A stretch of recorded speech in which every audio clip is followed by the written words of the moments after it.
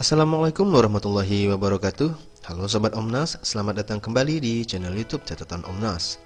Pada video kali ini kita akan membahas materi perkuliahan analisis dan perancangan sistem informasi pertemuan 1 bagian 2, yang mana video ini adalah lanjutan dari video sebelumnya. Adapun pokok bahasan kita kali ini adalah sebagai berikut.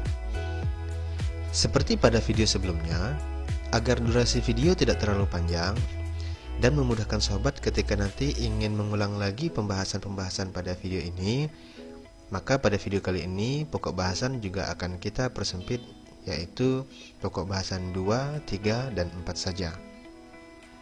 Namun seperti biasa, sebelum kita lanjut, bagi sobat yang belum subscribe, jangan lupa subscribe channel ini dan nyalakan loncengnya ya.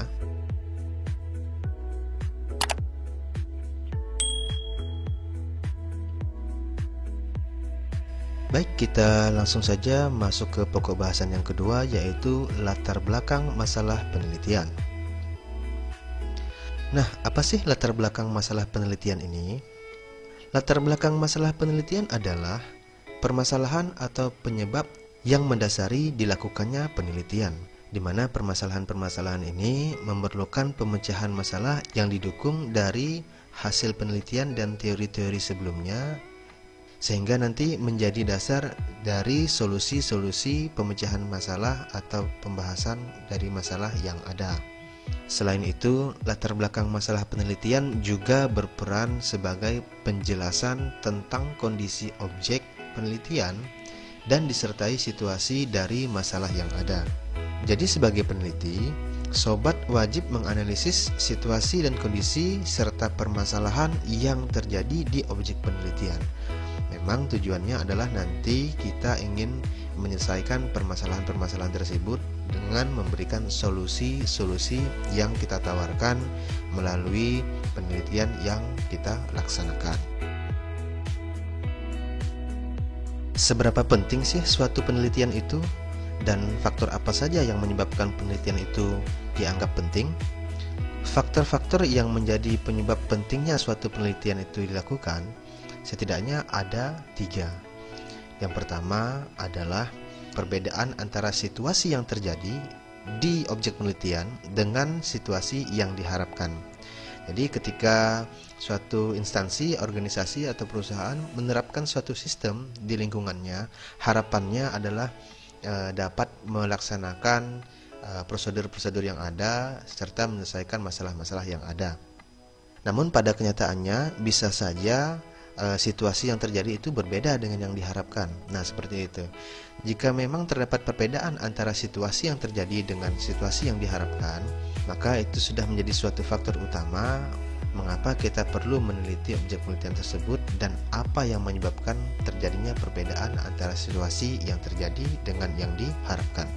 Faktor yang kedua adalah biasanya jika sudah pernah dilakukan penelitian pada objek tersebut, penelitian sebelumnya itu menunjukkan hasil yang berbeda dengan penelitian yang sekarang ini. Nah, perbedaan inilah yang menjadi latar belakang untuk dilakukan penelitian berikutnya, sehingga dapat diketahui sebenarnya apa yang menjadi faktor perbedaan tersebut.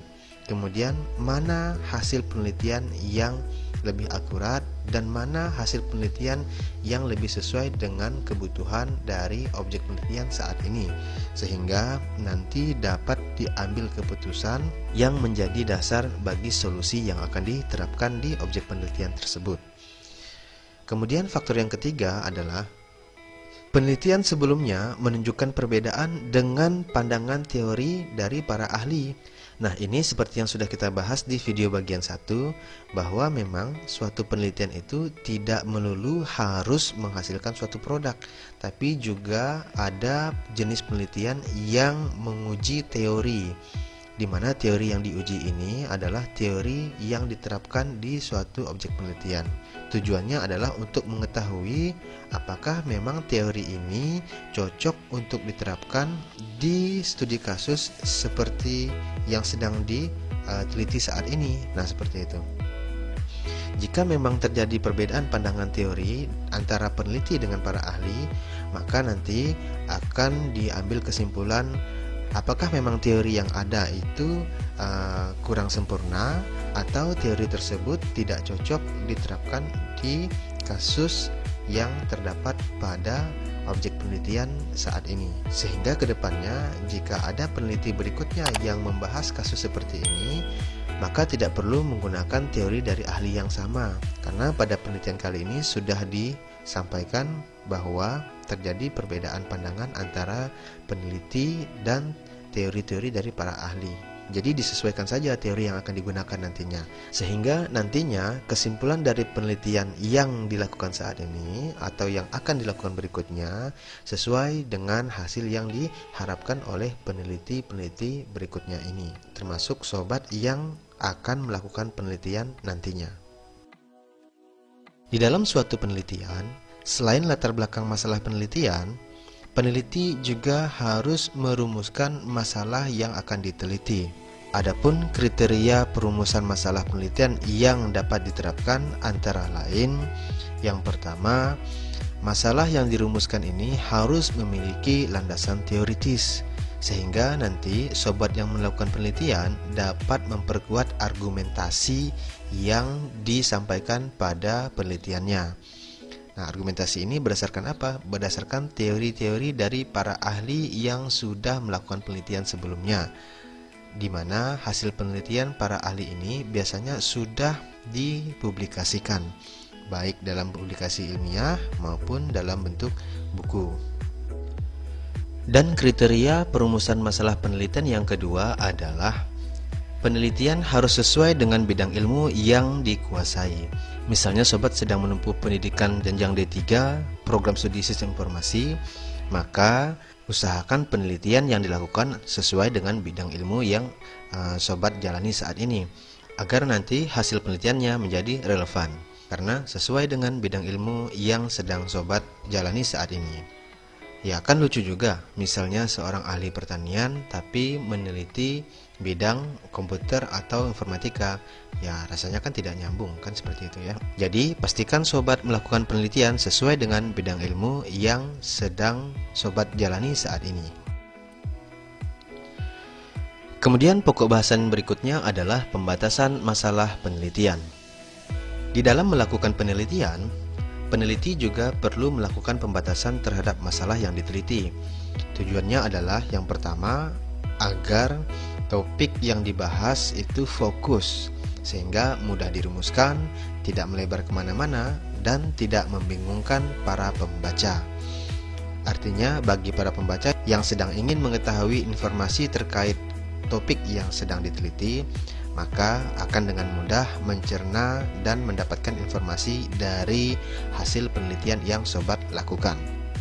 Kemudian tujuan pembatasan masalah yang kedua adalah agar penelitian kita menjadi lebih detail, sehingga pada akhirnya nanti kita dapat mengambil keputusan yang definitif atau keputusan yang sudah pasti, bukan lagi keputusan sementara, apalagi keputusan yang sifatnya mengira-ngira.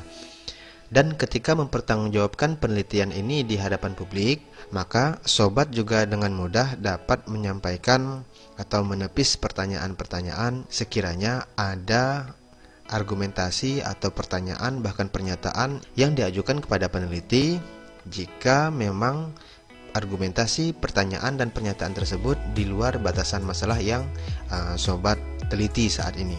Jadi hal itu bisa ditepis. Nah, seperti itu. Sehingga kita juga akan lebih fokus dan lebih detail dalam menyampaikan pertanggungjawaban kita terhadap hasil penelitian yang sudah kita lakukan.